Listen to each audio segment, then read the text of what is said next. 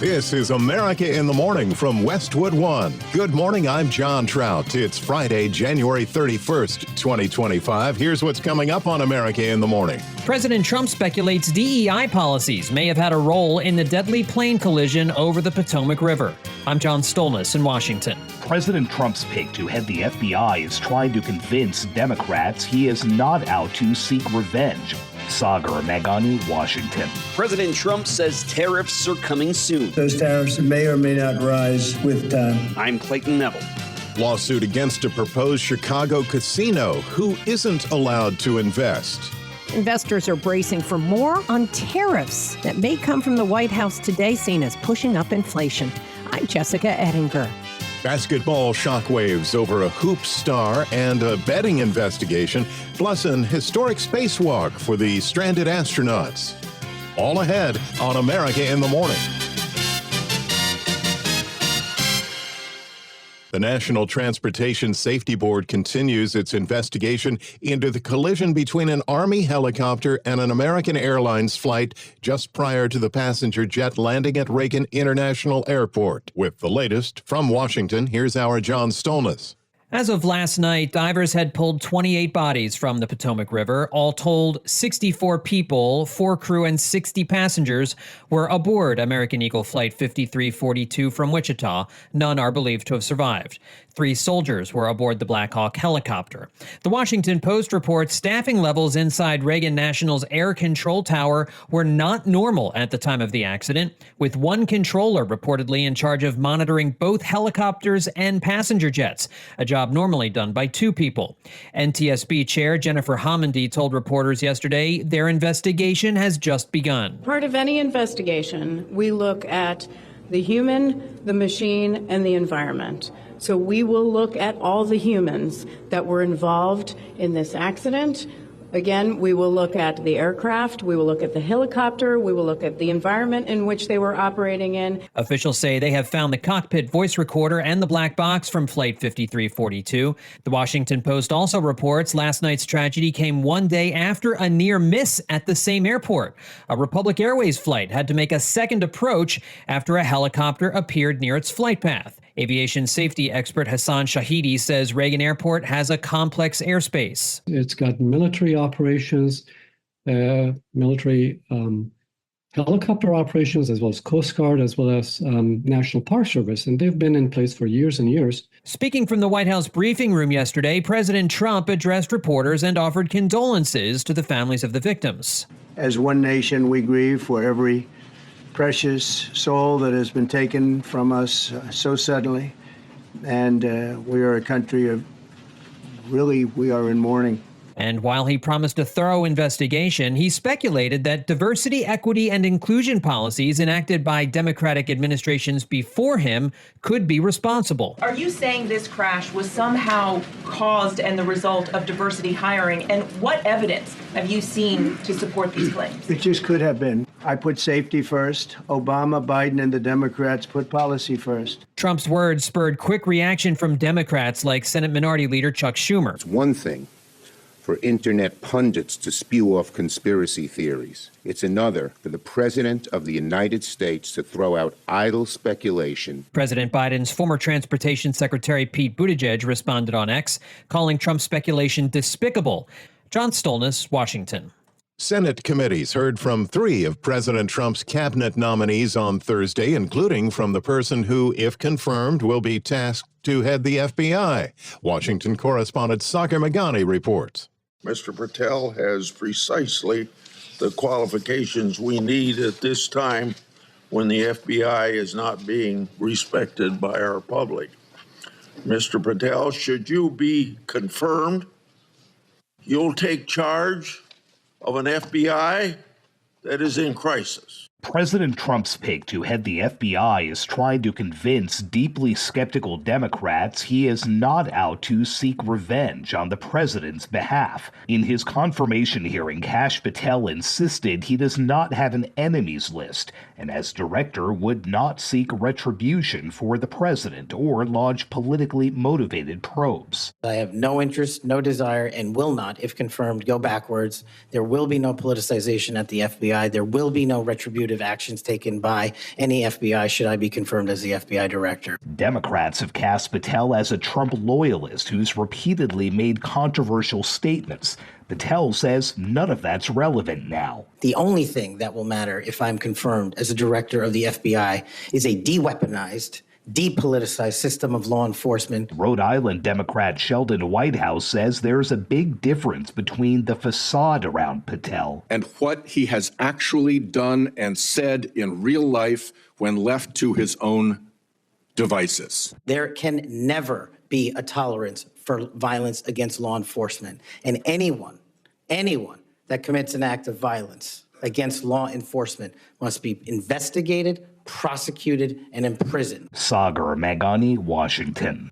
The top stories of the day are sponsored by Sleep Number. Sleep better together. Save 50% on the new Sleep Number limited edition smart bed. Limited time, exclusively at a Sleep Number store. Trump tariffs set to begin this weekend when America in the Morning continues after these messages.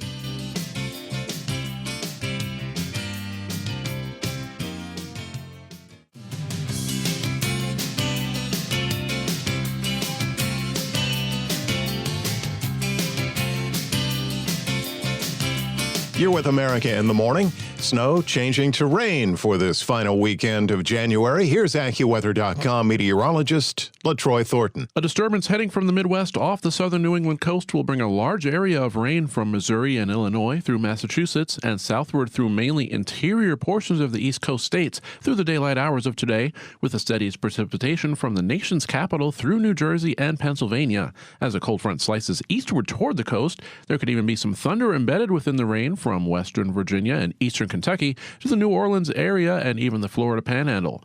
Well, to the north of there, rain mixes with snow from western New York to down east Maine, and rain changes to snow as colder air gets pulled in behind the storm over southern lower Michigan.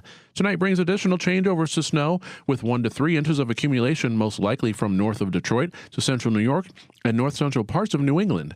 The other rather active part of the nation will be the west, and this developing wet pattern lasts through the upcoming weekend as an atmospheric river fueled by moisture bringing heavy rain to Hawaii will repeatedly douse northern California in particular with rounds of very heavy rain. Up to a foot of rainfall is expected over the high terrain north of Interstate 80 in Northern California and along I-5 north of Redding, with amounts closer to 1 to 3 inches for the Sacramento area and a broad zone of at least 4 to 8 inches for the coast and many points west of I-5. Farther to the north, rain and mountain snow today will be most widespread from the Cascades westward, where there can be precipitation for much of the day. Periods of snow stretch along the northern Rockies and toward northern Utah, with dry conditions from the Four Corners eastward to Texas and northeastward to Minnesota. In Portland, Oregon, look for rain today and a high of 50. In Dallas, expect sunshine with a high of 67.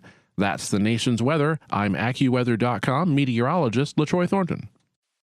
Follow us wherever you get your podcasts, Apple, Spotify, Amazon, YouTube. Just search America in the Morning in your favorite listening app. I'm John Trout. President Trump, following through on a campaign promise, says tariffs on Mexican and Canadian products are set to begin this weekend. Correspondent Clayton Neville reports. President Trump told reporters that his tariffs on Canada and on Mexico are coming this weekend. And I'll be putting the tariff of 25% on Canada and separately 25% on Mexico.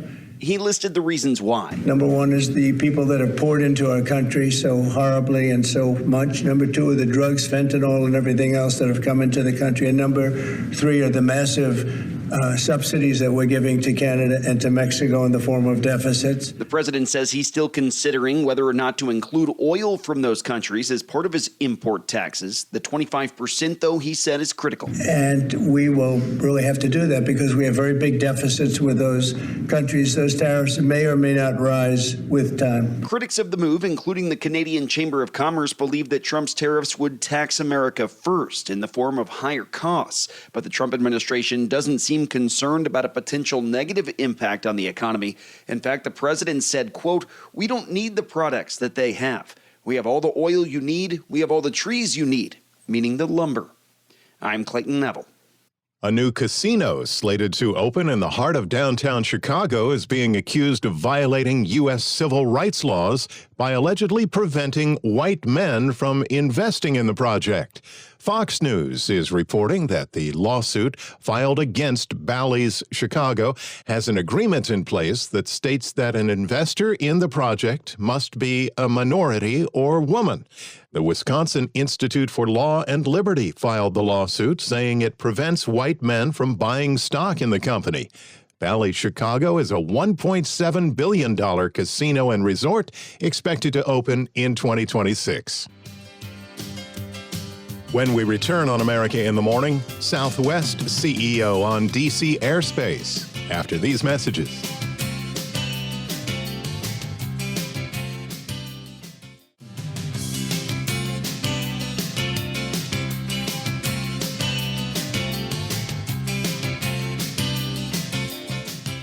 America in the Morning continues with the Business Report, brought to you by Fisher Investments. Fisher Investments is a fiduciary, always putting clients' interests first. Learn more at FisherInvestments.com. On this Friday, January 31st, here's CNBC's Jessica Ettinger. Wall Street opens this morning for the final day of January trading. Investors spooked last night about sweeping tariffs being slapped by the U.S. on everything coming into the country from Mexico and Canada, and it starts tomorrow. Many don't know if this is a threat and a negotiating stance or if it's real. Yesterday, the Dow gave up a nearly 300-point gain when President Trump even talked about tariffs. He says that he will be placing tariffs of 25% on Canada and Mexico on Saturday, February 1st. Now, he had previously talked about this and had previously given something of a negotiating window, saying the two countries could do more to shut down their borders, but now saying that he will be imposing these tariffs on Saturday because of three reasons. People coming into the country because of drugs and fentanyl coming into the country, and because of the subsidies he says we're supplying to those two countries in the form of trade deficits. CNBC's Megan Casella in Washington. Apple shares dipped in after-hours trading last night. The company reported better than expected quarterly results, although iPhone sales were slightly lower than forecast. One of the reasons that we're cautious on Apple is that it's really expensive. I don't think that Apple is a broken company. We said there were some significant risks that weren't being priced in. MoffettNathanson's Craig Moffett on CNBC. American Airlines shares were down 2% yesterday after the Wednesday night mid-air crash of the regional jet, which collided with a military helicopter, killing nearly 70 people. Investigators are trying to figure out what happened. Meantime, Southwest Airlines reported better than expected quarterly results yesterday. It raised airfares heading into the holidays. And CNBC took a moment to ask the Southwest CEO about the airspace at Reagan Airport in Washington, where the accident happened. You know, on the airspace, the system is as safe as it has ever been. And lowest level of incidents. We are very focused on the priorities that have continued, which is fund the FAA modernization, staff the air traffic control system, and continue to make progress. That's what will help with congestion. Southwest CEO Bob Jordan on CNBC. Whirlpool shares tanked 17% yesterday, wiping out all of last year's gains. The home appliance company reported mixed quarterly results with a weak forecast because the housing market is still slow. On today's watch list, we get inflation data this morning. The PCE, Personal Consumption Expenditures Report, will be out. Earnings are coming from ExxonMobil, Chevron, and Phillips 66. New in theaters, Warner Brothers thriller Companion, Briarcliff's thriller Valiant One, and DreamWorks family film Dogman. Thank you, CNBC's Jessica Ettinger. Stranded astronauts take a walk. We'll have that and more when America in the Morning continues after these messages.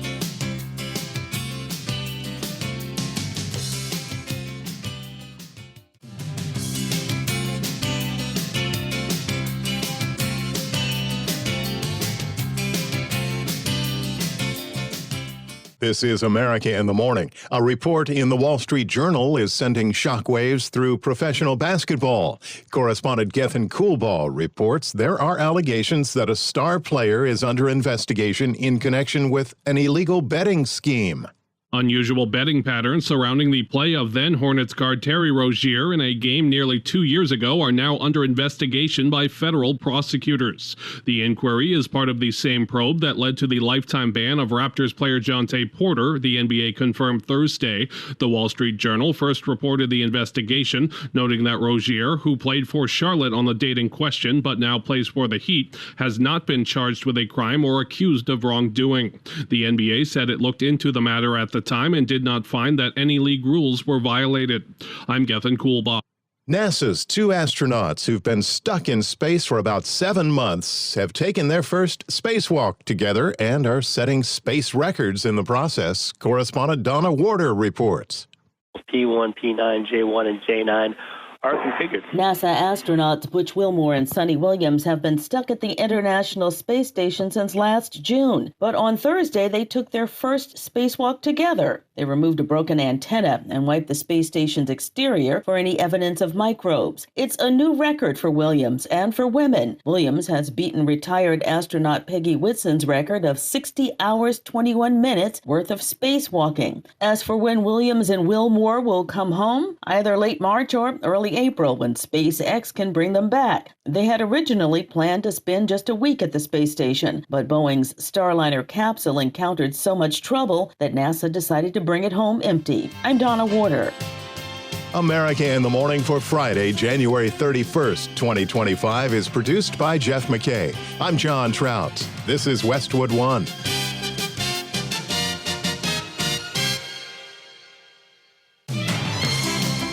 This is America in the Morning from Westwood One. I'm John Trout. Coming up this half hour, we'll have the latest on the D.C. plane crash. A day of grilling by lawmakers on Capitol Hill. I'm Clayton Neville. Tennessee school voucher program passes, round 2 for Frontier and Spirit, and an appeals court rules on guns. The economy grew at a solid pace in the last quarter of last year. Ed Donahue, Washington. OpenAI tasked with solving major world concerns. I'm tech correspondent Chuck Palm. A new animated film in theaters is based on a goofy children's graphic novel series. I'm Kevin Carr. And Patti Smith's wheelchair returned to the stage. Back after these messages.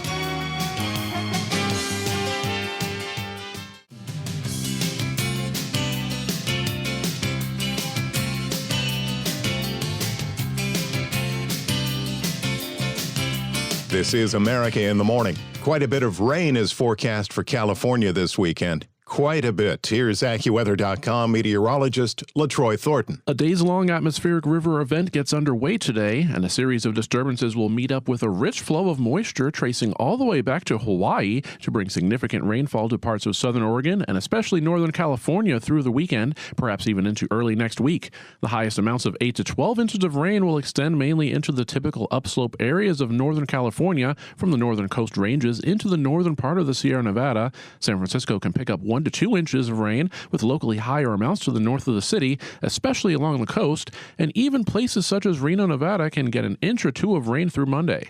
Today's round of active weather also brings the risk for some mountain snow through the Cascades of Washington and Oregon, with additional snow as far inland as Idaho and far western Montana and Wyoming. The other storm in the nation today brings a swath of wet weather from the southeast into southern New England to the south of a warm front, and the risk for thunderstorms extends into the interior mid-Atlantic through the day as a cold front pushes eastward into a rather unstable atmospheric setup. Areas near and to the north of the warm front over much of upstate New York and southern lower Michigan face a mix of rain and snow, with showers and some steadier rain reaching as far to the west as eastern Kansas for a time. Colder air wrapping in around the exiting storm will allow for many more places in New York and northern New England to change over to all snow tonight, when a general 1 to 3 inches of snow can occur from the I-90 corridor of New York to areas just to the north of Boston. Otherwise, a decently strong batch of high pressure brings a dry Friday from the southwest through much of the plains. That's the weather across America. I'm AccuWeather.com meteorologist LaTroy Thornton. Follow us wherever you get your podcasts, Apple, Spotify, Amazon, YouTube. Just search America in the Morning in your favorite listening app. I'm John Trout. More's being learned about the mid-air crash of an Army helicopter and regional passenger jet just seconds from landing at Washington's Reagan Airport. All 64 people on the plane and the helicopter crew of 3 perished. Divers have recovered the plane's black boxes. Staffing at the Reagan Airport control tower was considered not normal for that time of the evening. As Washington correspondent Sagar Meghani reports, a White House press briefing about the crash discussed the events but also dove into politics. We are going to leave no stone unturned in this investigation. We are going to conduct a thorough investigation of this entire tragedy, looking at the facts. President Trump has called for national unity after what's likely the worst American aviation disaster in nearly a quarter century, while quickly politicizing it. I speak to you this morning in an hour of anguish. In the White House briefing room, we are one family. But the president soon lashed out at his Democratic predecessors for lowering air safety standards. I put safety first. Obama, Biden, and the Democrats put policy first. And they put politics at a level that nobody's ever seen, because this was the lowest level. Their policy was horrible, and their politics was even worse. Without evidence faulting Democrats and Federal Aviation Administration diversity efforts. The FAA is actively recruiting workers who suffer severe intellectual disabilities. Asked if he's actually blaming DEI for the accident. It may have, I don't know. Incompetence might have played a role. We'll let you know that, but we want the most competent people. We don't care what race they are. But later doubled down on DEI being to blame. Because I have common sense, okay? And unfortunately, a lot of people don't. We want brilliant people doing this. This is a major chess game at the highest level. While absolving the jet's pilot. He was doing everything right. He was on track. The president questioned the Blackhawks crew. I have helicopters. You can stop a helicopter very quickly. Top Senate Democrat Chuck Schumer ripped the president for spreading conspiracy theories, even as crews were in the frigid Potomac River just a few miles away, searching for bodies. It's one thing for internet pundits to spew off conspiracy theories. It's another for the President of the United States to throw out idle speculation as bodies are still being recovered and families still being notified. It just turns your stomach. Sagar Meghani, Washington. Just a few miles from the scene of the plane crash, it was another day of confirmation hearings for 3 of President Trump's most high-profile cabinet picks. Correspondent Clayton Neville has a recap. Former Democrat and military veteran Tulsi Gabbard, Trump's pick to be Director of National Intelligence, was grilled by lawmakers about comments she made surrounding support for government whistleblower Edward Snowden. She also was pressed about relationships with world leaders like Russian President Vladimir Putin and the former dictator of Syria. She testified that although she's been labeled a puppet, accusing me of being Trump's puppet, Putin's puppet, Assad's puppet, a guru's puppet, Modi's puppet, not recognizing the absurdity of simultaneously being the puppet of 5 different puppet masters.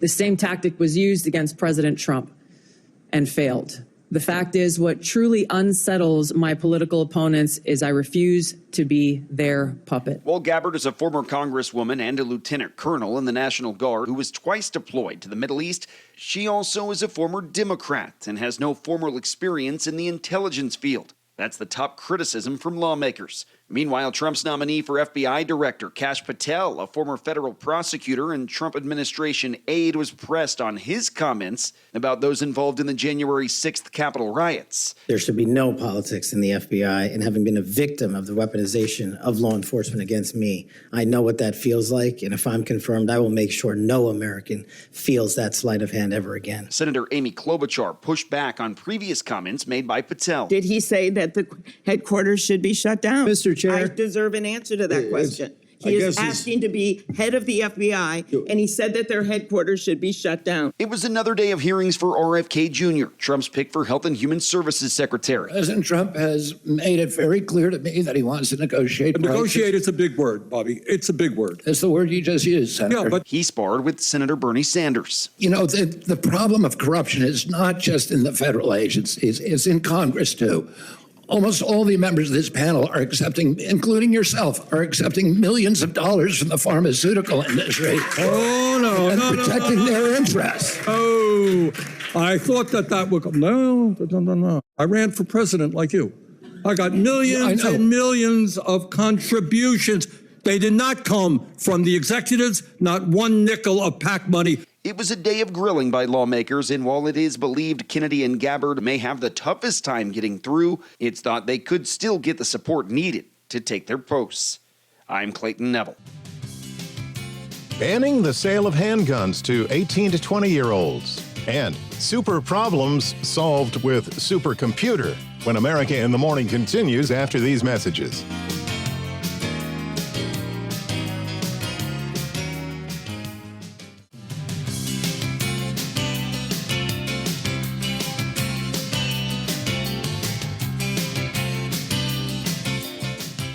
This is America in the Morning. I'm John Trout. Tennessee lawmakers gave final approval to a $447 million statewide publicly funded school voucher program. The bill was a victory for Governor Bill Lee and a host of school choice advocates who've spent millions pushing the plan. The Senate passed the bill in a 2013 vote after just over 90 minutes of debate and breezed through the Tennessee State House in 4 hours. The bill guarantees school districts will not see a decline in state funding allocation, offers one-time bonuses of $2,000 for each public school teacher in the state, and sets aside funds for school construction and maintenance. The vouchers can be used for private religious schools. Tennessee State Senator John Stevens calls the voucher plan an historic day for the state of Tennessee. It is a statewide opportunity for parents across the state who want to choose a different educational setting. I'm not making a normative decision on what's better or what's different. I'm just saying it's a better choice for that parent. And if we can support parents who want that opportunity for their children, I'm glad to do so. Tennessee State Representative Ronnie Glenn called the voucher plan a scam. You know this is wrong. You know you cannot take money from private institutions and give it to the wealthy. Many of your kids in rural Tennessee will suffer, will never see the inside of a private institution. It is wrong to take from lower income kids. It is wrong to take taxpayers' money and give to the rich. Democrats argue that the $7,000 wouldn't cover the expenses of going to private school, and it would hurt rural and urban students. Republicans argue that it would promote competition among public schools and would make those systems better for the state to have a school choice program. The new taxpayer-funded Education Freedom Scholarship Program will offer 20,000 scholarships of about $7,000 to Tennessee students, including both those enrolled in public school and those already attending a private institution anywhere in the state. America in the Morning continues. They tried once and Spirit said no. Now, as correspondent Haya Panjwani reports, Frontier Airlines is going at it a second time to merge with the low-cost carrier. Spirit declared bankruptcy late last year as budget airlines struggle. Frontier Group Holdings, the parent company of Frontier, said that the proposed deal would include newly issued Frontier debt and common stock. Frontier tried to merge with Spirit in 2022, but was outbid by JetBlue. But the Justice Department sued to block the JetBlue deal, saying it would drive up prices for Spirit customers who depend on low fares, and a federal judge agreed. JetBlue and Spirit dropped their merger 2 months later. I'm Haya Panjwani. A federal appeals court rules that a law banning the sale of handguns to 18 to 20-year-olds is unconstitutional. It is the latest major ruling against an age-based firearm restriction, and one that comes as the Supreme Court has been asked to weigh in on how the Second Amendment applies to older teens.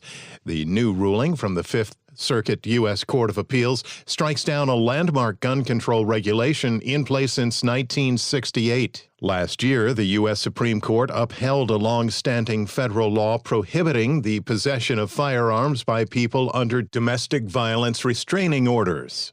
The president of the Firearms Policy Coalition, a gun rights group that sued to overturn the age limit, praised the ruling, calling it, quote, a win against an immoral and unconstitutional age-based gun ban, end quote. The latest U.S. economic report, less than what analysts were looking for, but still pointed to solid growth. Correspondent Ed Donahue reports. The economy grew at a solid pace in the last quarter of last year. Consumer spending continues to drive growth. From October through December, the gross domestic product, the economy's output of goods and services, expanded at a 2.3% annual rate. It was slightly below what economists were expecting. The report from the Commerce Department also showed persistent inflationary pressure at the end of 2024. For the year, the economy grew at a healthy 2.8%. Overall, the numbers show President Trump has inherited a healthy economy, but the outlook is cloudy. Trump has promised to cut taxes and ease regulations on business, which could speed GDP growth. But his plan to impose big taxes on imports and to deport millions of immigrants working in the country illegally could mean slower growth and higher prices. Ed Donahue, Washington. Sam Altman has announced the most ambitious plan yet for AI to solve real big, real-world problems on one of the largest super AI computers yet. Here's Chuck Palm with that in today's Tech News. According to an article on Gizmodo.com, OpenAI is in a partnership with Los Alamos National Laboratory and will be focusing on reducing the risk of nuclear war and securing nuclear materials and weapons worldwide. CEO Sam Altman announced the partnership during a company event and was later confirmed by press release. The plan is for OpenAI to install the latest O-series models on Los Alamos Venado computer system, the massive supercomputer that will be tasked with helping solve some of the most existential and terrifying problems nuclear war could pose. Los Alamos Labs gave some examples like identifying new approaches to treating and preventing disease, improving U.S. security through detection of natural and man-made threats, and unlocking the full potential of natural resources, revolutionizing the energy infrastructure, as well as enhancing cybersecurity, protecting the American power grid, and deepening our understanding of the forces that govern the universe. For more tech news, follow me on X at Chuck Palm. Friday Sports is in. Here's America in the Morning's Robert Workman.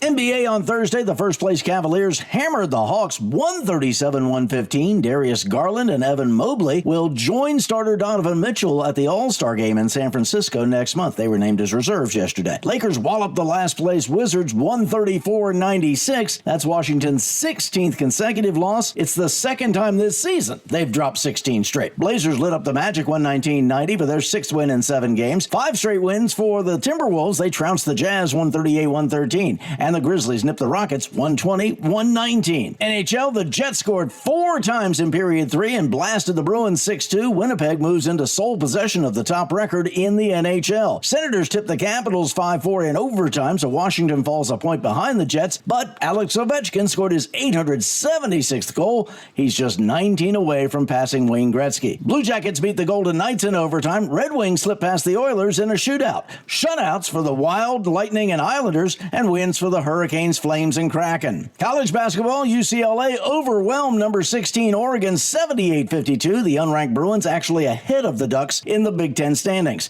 Number 18 Illinois fell in overtime at Nebraska.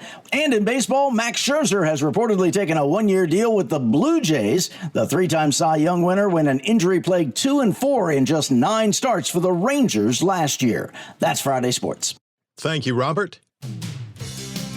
When we return on America in the Morning, now on full display, half dog, half man. When America in the Morning continues after these messages.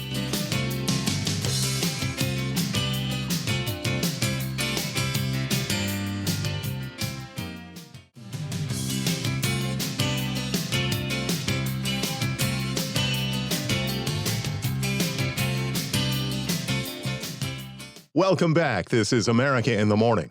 In theaters this weekend, the new debut is about a member of law enforcement that's half dog, half man, but presumably all heart. Kevin Carr has a sneak peek at the appropriately named Dog Man. From the minds that brought you Captain Underpants comes a new cuckoo crazy kids cartoon in theaters. What if we sew the dog's head onto the man's body? Great idea! Based on the graphic novels by Dave Pilkey, Dogman is an animated film about a human-dog hybrid who becomes a hero cop. This super cop made friends, solves crimes, and even plays piano for the old folks. When a series of evildoers start to cause problems, it's up to Dogman to keep the peace. He's not going to ruin my evil plans to destroy all do-gooders. As a grown-up with a child's sense of humor, I fully appreciate the off-the-wall sandbox where Dave Pilkey plays. While this isn't as sophomoric of a setup as Captain Underpants, the world of Dogman is certainly just as bonkers. You only have one job to do. Keep your eyes on those monitors. So if somebody breaks out your favorite chew toy and waves it around, you look at the monitors. This makes for a fun and vibrant animated film. There's a surprising amount of character development and story thrown in there, with plenty of jokes for the grown-ups to keep their interest as well. Sure, some of the character points are a bit cliche, but I can easily forgive that in a kid's movie. How evil can one cat be? Pretty evil! The animation mixes a slick CGI style with the old-school stutter of stop-motion playback, offering a unique look that doesn't feel overproduced. And I thought it was a hoot. Buckle up! Dogman gets 4 pairs of underpants out of 5. I'm Kevin Carr, and that's the way I see it. A rough few days for singer Patti Smith, who collapsed on stage while performing in Brazil. Correspondent Donna Warder reports the rocker says her fall has been grossly exaggerated. Veteran singer Patti Smith tells the Associated Press that she's fine after collapsing on stage in Sao Paulo, Brazil, Wednesday night. I'm very sorry. I look so forward to being here. It's such a beautiful country and a beautiful city. Video shows the 78-year-old lying on stage, but she later returns in a wheelchair to apologize to her audience. Unfortunately, I got sick, and the doctor said I can't finish, so we will have to figure something, and I feel very badly. Smith has been in Sao Paulo for a 2-day performance, reciting some of her writings alongside musicians. I'm Donna Warder. America in the Morning for Friday, January 31st, 2025 is produced by Jeff McKay. I'm John Trout. This is Westwood One.